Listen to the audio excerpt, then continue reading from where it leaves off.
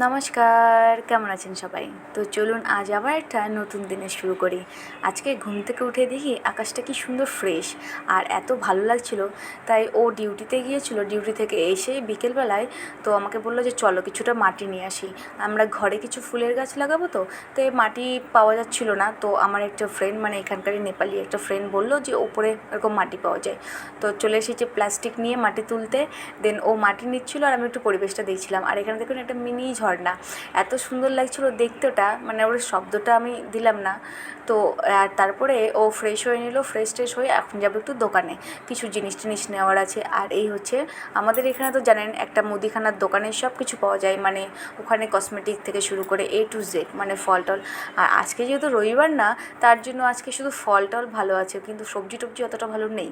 তো চলুন আমাদের যা যা লাগবে সেগুলো নিয়ে নিই। নেওয়ার পরে এই দেখুন কত সুন্দর সুন্দর পেঁপে এসেছে। তো ভিডিওটা এই পর্যন্ত, ভালো লাগলে একটা লাইক করে দেবেন আর চ্যানেলটা সাবস্ক্রাইব করে দেবেন।